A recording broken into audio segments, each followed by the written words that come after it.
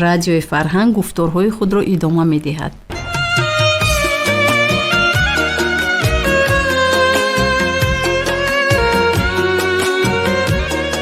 السلام علیکم شنوندگان ارجمند، در موج برنامه خوانش بدیعی.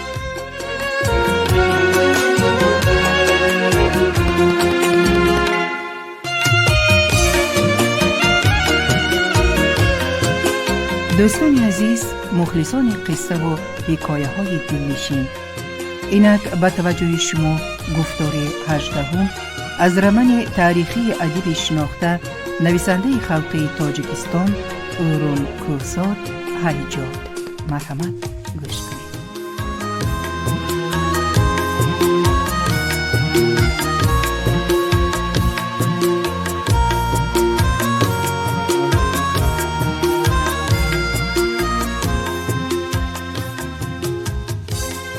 در عصر میانه و مثل همه مملکت‌های مسلمان اهالی حساب کتابی صحیح ندارد، ولی به ما گفتند که در شهر بخارا 8,000 خانواده و 70,000 آدم هست و 3 حصه‌اش تاجیک و 1 حصه‌اش ازبک و ازبک غالب و تاجیک مغلوب و مغلوب ها به بی‌عدالتی و بی‌حقوقی آنقدر اونس گرفتند و عادت کردند که در کلبه خود در نزد آتشدان با اهل خاندان نشسته سرودهای شکایت از زمان و ترانه‌های غریبی می‌خوانند.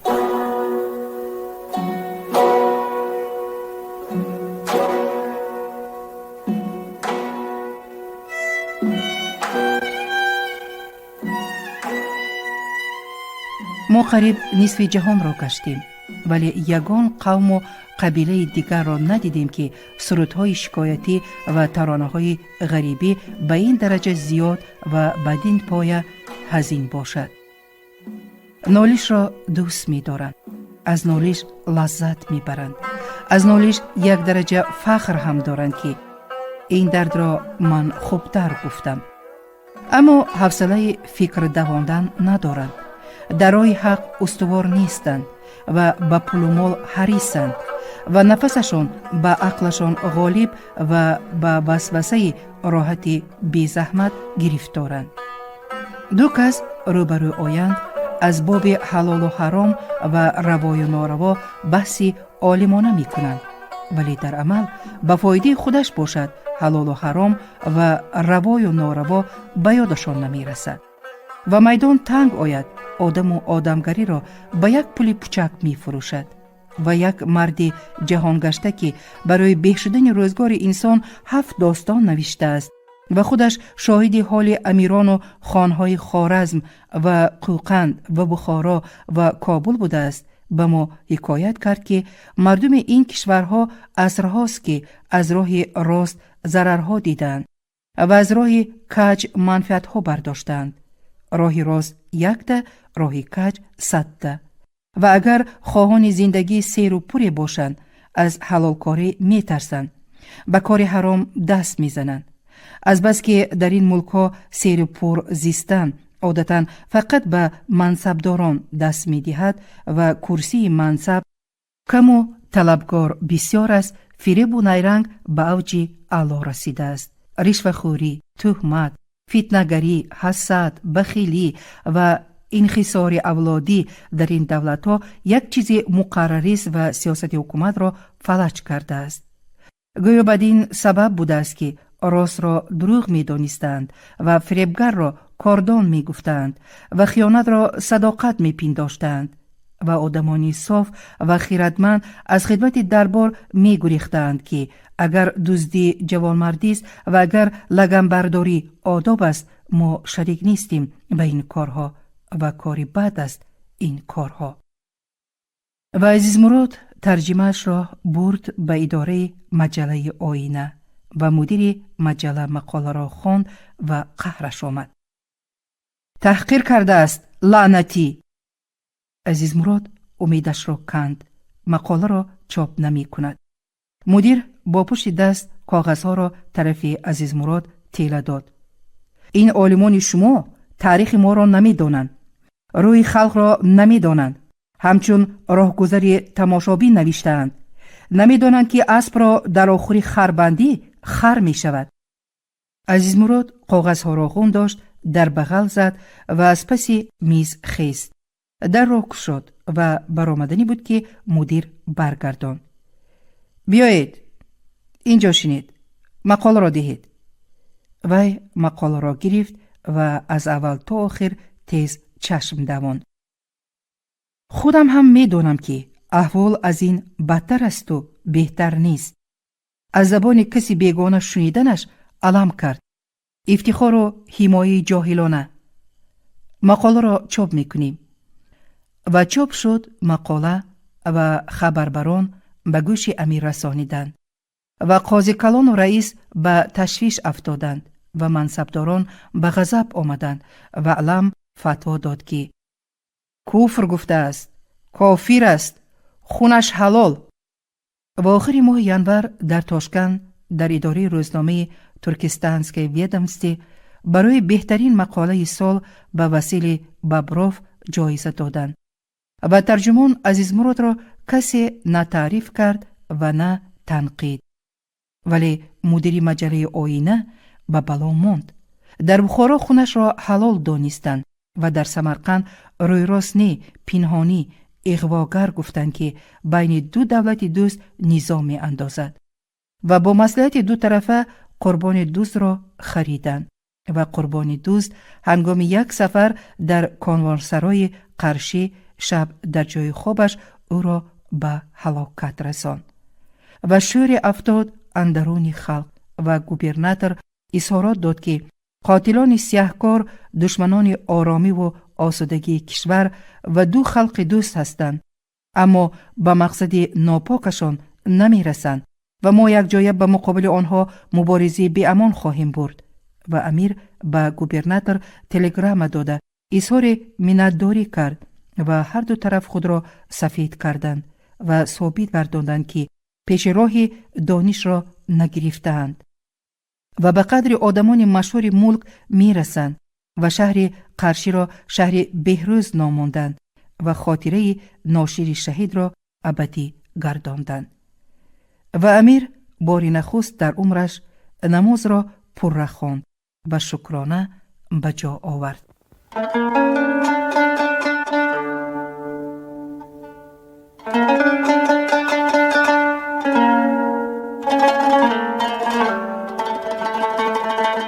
خوب شد که نیست شد. ناشکر و ناسپاس بود. قدر ما را که نشناخت سزایش همین.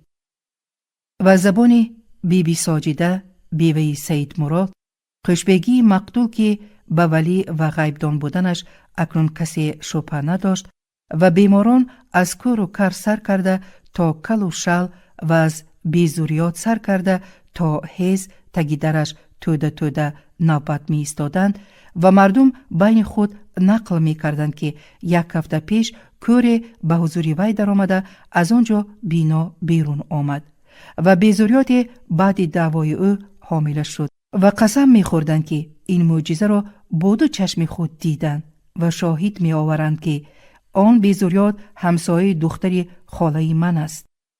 در شهر و ده آوازه پخش شد که فرشته آبادی که ارواح اکمالله به عرش اعلی رفته به بخارا آورده بود احوال و اعمال رعیه را دیده سخت به غضب آمده است و ملائکه های اهل رکابش را حیف تو گفته تنبیه داده همه‌شان را از کار پیش کرده است و از جمله ملائکه های حقوق شناس و معتمد دسته مفتشان جمع آورده سپارش داده است که وضع حال را آموخته سبب‌های به جهالت غرق گردیدن بخارا را یافته گناهکاران را به جهنم پرتاید و راه اصلاحش را پیشنهاد بکند و این کار انجام یابد در ظرف 5-10 سال. امارت بخارا یکی از مملکت‌های آبادترین دنیا می شود و صدقه شویم ارواح اکمالله را که این همه کار خیر را همان ارواح کرده ایستاده است. و قربان مراد مفتی که در قرقی، در چرچیک، در اوش، در هرات، در بلجوان، در مرغیلان، در چوست گریزه شده میکش و در جای امام مسجد میشد و در محل میرابی می کرد و در دهه مکتب می گشاد و در ناحیه مفتی انتخاب می کردند، هنگامی امر معروف و صحبت‌های مهمانخانه و در حلقه یار و آشنا در آمده کب گوشزد می کرد که کرامت‌های بی ساجده و سیاست ملکداری امیر هر دو در یک پایه‌اند و هر دو از یک چشمه آب می‌خورند. اینش هم به فرط افراط رسیده است، ویش هم به فرط افراط رسیده است. اینش هم زهر حلالیل در تن و روح است، ویش هم زهر حلالیل در تن و روح. یک خیل ضرر دارد به دانش، به بینش، به فهمیش و به حالت مالی و معنوی دولت. نسخه به اصل برابر، هر دو هم علامت کثافت و فلاکت و فتورروی است. و در ساحل دریای نیوه در پژوهشگاه مردمشناسی میکلوخا مکلای از رفتار و کردار امیران و خانهای آسیا میانه هر خیل لطیفه ها می گفتند و می خندیدند که نخود در روی زمین همین خیل آدمان نادان باشند. و روزی در روزنامه خبر خواندند که امیر بخارا در پتربورگ است و در گستین دوار زندگی می کند و کنجکاویشان بالا گرفت و هر روز 2 نفر 3 نفر به تماشای دیدار امیر می رفتند که افت و اندام نادان ها چی خیل باشد. و می رفتند و می دیدند که افت و اندامش دوب درست آدم برین، حتی بزیب و خوشروی، و می اومدند و صفت می کردند از حسنش و شنیدگی ها باور نمی کردند که آدمی خوشرو زیشکار نمی شود و خودهاشون به تماشا می رفتند که با چشم خود ببینند. و این رفت آمدها خیلی زیاد شد و به امیر خیلی خوش آمد و باعثی افتخار دانست و هر شام و سحر به اهل رکاب می گفت: آدمان خوبند مردمی پتربورگ، مهربان، قدر آدم را می دانند. مردم ما بر این نه، قدر ناشناس نه، عزت و اکرام می کنند ما را.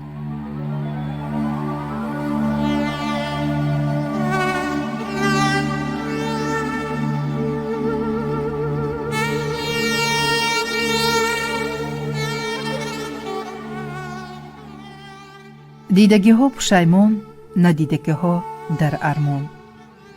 آرمان فاضلان بخارا به صلاح آوردن نظام دولتداری در امارت بود و در ترغیباتشان نظام کاری روسیه را نمونه نشان می دادند و دعوت می کردند که آنها هم به مثل ما آدمند و ما هم به مثل آنها آدمیم. پس چرا آنها این و آن کارها را کرده توانستند و ما کرده نمی توانستیم؟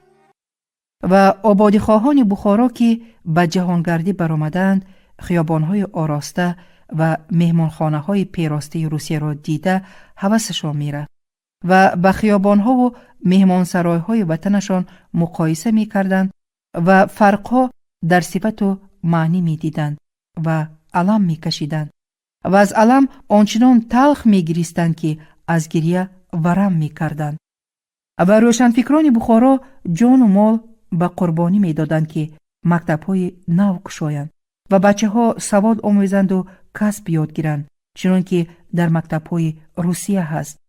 و تعقیب دیدگان و اصلاحات خواهان گریخته به سمرقند و تاشکند می رفتند و تبع روس می شدند و تبع روس از جور و ستم امارت آزاد بود و بخارا زندان بود برایشان و قلمرو روسیه گلستان می نمود در نظرشان. و در قلمرو روسیه آزاد فکران روسیه را زندان خلقها و نظام دولتداریش را نظام جلادی می گفتند و روزنامه ها می برآوردند و کتاب ها می نوشتند و مخاطبشان اهل زحمت بود و حال آنها را با مثال ها به خودشان نشان می دادند و می فهماندند و دعوت می کردند که صاحب حقیقی مال و ملک شمایید. شما به این همه بی حقوقی ها تن ندهید. حق و حقوق خود را شناسید و حقتان را کشیده گیرید، زده گیرید. و کارگران زاود و فابریک کار را می پرتافتند و اسباب با انجام زاود و فابریک را می شکستند و انبوه شده بیرق برداشته به کوچه ها می برآمدند. روزی کار از 8 ساعت زیاد نباشد. جای کار بی خطر و آزاده باشد. مزد کار مناسبی کار باشد و کریپاسنای های بی صاحب و بیکار به صاحبان سابقشان پمیشکا دوغ می زدند و تهدید می کردند که اگر کار و نان و جای خواب ندهید ما حالی و مال و ملکتان را می سوزانیم و دستیاران حکومت مطلقه کریپاسنای ها را غون آورده طرف آسیای میانه می فرستاد که روند و خانه و در کنند و فردا در روز مبادا دستگیر و تکیهگاه باشند. و الحال در ولایت هایی که روس‌ها از ندانستن تاریخ کشور ترکستان نام دادند 124 محله روس‌نشین به وجود آمده است که 70,000 اهالی دارد و در پهلوی شهرهای کهنه شهرهای نو ساختند که باشندگانش از خودشان است و جمع الجمع شمارهشان از 200,000 بیشتر شده است و گریزه ها و بدرغه شده ها چی مقدارند کسی حسابش را نگرفته است و اسکر و کزک ها چی قدرند فقط خودشان می دانند و همه اینها جای طلب و چاه طلب و حکم روای و ثروتجو بودند و زمین های حاصل خیز را غصب می کردند و زمین های وقف را می گرفتند و جوهای نو می کندند و جنجال و خرخشه سری زمین و سری آب از سال به سال زیادتر و زیادتر می شد و انداز بنا به قانون 10% حاصل بود ولی 20% و 40% می ستانیدند و شماره بی زمین ها و بی بضاعت ها و گرسنه ها می افزود و قهر و غضب در خرمن دلها غرم می شد. و عزیز مراد در اندیشه بود که با کدام روزنامه همکاری بکند، با ترکستانسکی ویدمستی یا با سمرقند. هر دویش هم مال روسا بود، هر دویش هم به زبان روسی نشر می شد و هر دویش هم در آسیای میانه یک حادثه نو بود که سابقه نداشت و در حلقه دوستان از همین موضوع گپ شد. راستی گپ را گویم به من هر دویش هم معقول، هر دویش از روزگار واقعی می نویسد. آنها عزیز مراد و شادی مراد معلم در چاپخانه با حرفچین ها نقشه خامکی کتاب خوانیش را می دیدند. درست واقع های روز را می نویسند. تصدیق کرد شادی مراد. نقص هم می نویسند. لیکن همش به زبان روسی. به مردم ما دسترس نی. شما بهترش با ما همکاری کنید. کتاب های ما نسخه خیلی کم دارند. لیکن به زبان خودمون 10-15 کس می خوند. گپ شما درست، ولی من تجربه معلمی ندارم. بعد چیزهایی که من می خواهم بنویسم برای بچه ها نیست. برای بچه ها نویسید. بچه ها فردا مردک می شوند. امروز یاد گیرند، فردا به کار می آید. فردا برای خودش. الحال موردی شده است که اول امروز را ببینیم. عمیق‌تر ببینیم که در چی حالیم، به چی مشغولیم. حالمون بد باشد، چی خیل به کرده می توانیم. شغلمون بی ثمر باشد، کدام شغل ثمر می دهد. همین چیزها را به فکر من دانستن و گفتن لازم. گازیته های روسی همین کارها را می کنند. شما هم کنید. کی و چی خلال می رساند؟ کسی و چیزی خلال نمی رساند. لیکن درون سرم تیتو پریشان و تگرو با کدام راه رفتن در کار دقیق معرفت کرده نمی توانم. اینش هم می گوید که آسیا میانه تاریکستان بود. ما آمدیم و روشنستان کردیم. به اطراف می نگری می بینی که راست می گوید. ویش می گوید که آسیا میانه زیر ظلم بود. روسیه که آمد این ظلم دو طرفه شد. می نگری و می بینی که راست می گوید. ما چی گوییم؟ تدبیر ما چیست؟ اینش اصطلاحگر سیاست خودش را می گذراند. ویش خیال پرست. برابری همه را می خواهد. هر دویش در روزگار ما به کار نمی آید. ما باید مناسب روزگار خود کار کردن را یاد گیریم. آن کاری مناسب حال کدام است؟ به فهمش من مردم را از خواب غفلت بیدار کردن در کار، با راه شریعت، با زوری سیاست و با راه مکتب به سر و دلشان جا کردن در کار که آدم وجود شریفی است و روزگاری با شرفانه را فقط خودش با دست خود میتواند تأمین نماید، وگرنه روزگارش پریشان و شرفش پایمال خواهد ماند.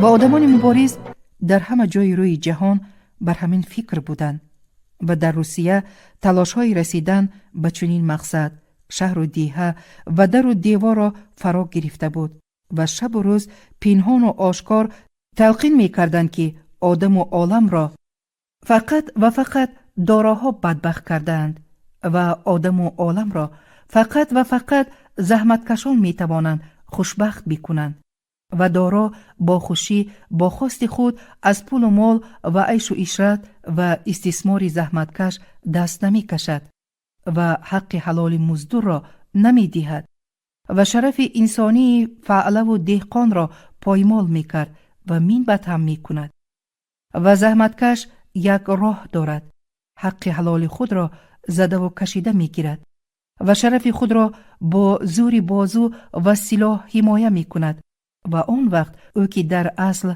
صاحب اساسی مال و ملک جهان هست و با جبر بی نصیب مانده است، در واقع هم صاحب مال و ملک می شود و نعمتهای موجوده را برابر تقسیم می کند. کسی حق ندارد که حق کسی دیگر را خورد. و شورش بزرگی که باید حق را به حقدار می رسان، حکومت را از دست اشرافان زده می گرفت و به دست زحمتکشان می داد. در پایتخت امپراتور وسیا روسیه شهر پتربورگ سخت شکست خورد و سرتاسر مملکت شورش ها را پخش کردند، ولی آتشی که در گرفته بود نمرده شد و خاموش نشد. و بین مردم جدایی افتاد. خلق به دو گروه جدا شد، گروه اشراف و گروه رنجکش. و رنجکشانی یک زاود مصلحت کردند و غون آمدند و کار را پرتافتند و بیرون روی حولی زاود برآمدند و جانب بینای مأموری دست یازاندند و دعوایشان را یک به یک با آواز بلند شمردند. کنی بیرون برآیید. شما از ما چی فرق دارید که در کشک‌های بر هوا کیف و صفا دارید و به ما از عاقلخانه ها جای داده اید؟ عاقلخانه‌ای که انداوه دیوارش ریختگی، فرشش نم و زه، سقفش دود زده و تاریک. کار را ما میکنیم، کیف را شما میکنید. نه، این خیل نمی شود.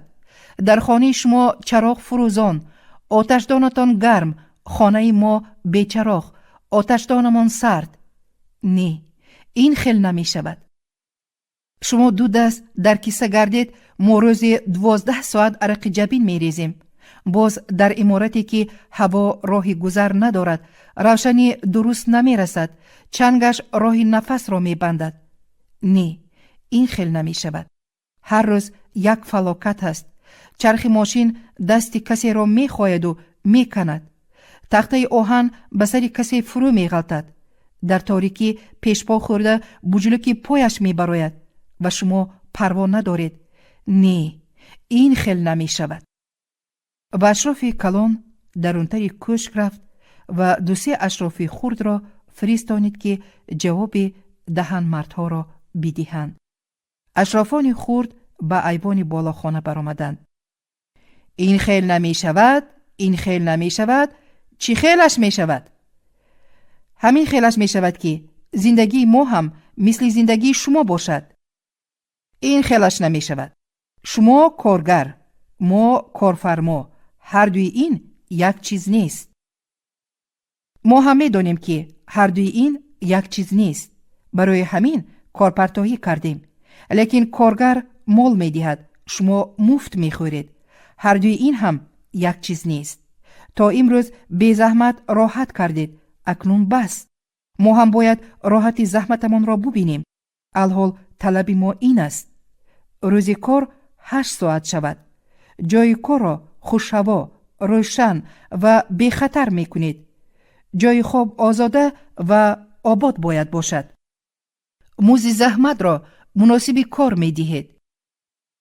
بودش همین؟ خواهید که نان خورید، کار می کنید. نخواهید چهار طرفتان قبله. ما کفیل سلامتی و روزگار شما نیستیم. نان را خودمان می یابیم. با اجازت شما بخوریم. از گریبانش کش، پایان فرار او را. دو سه موش به سرش خورد، هوشش به جا می آید. و گریبان کشی سر شد و مشتنی سر شد و دارا و نادار به مقابل یکدیگر به جنگ در آمدند. گریبان ها درید و سرها کفید و عسکر حکومت به یاری داراها آمدند و نادارها مغلوب شدند.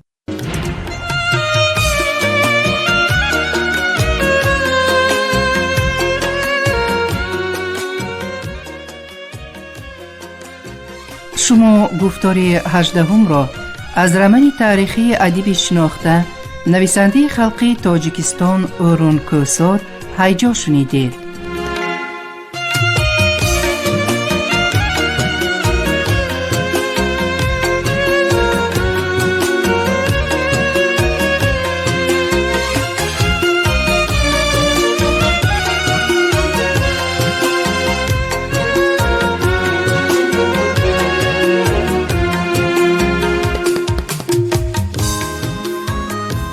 کارگردان عزت‌الله جان محمد، صدابردار منظوره یوسف، گوینده قطبیه اکرامی.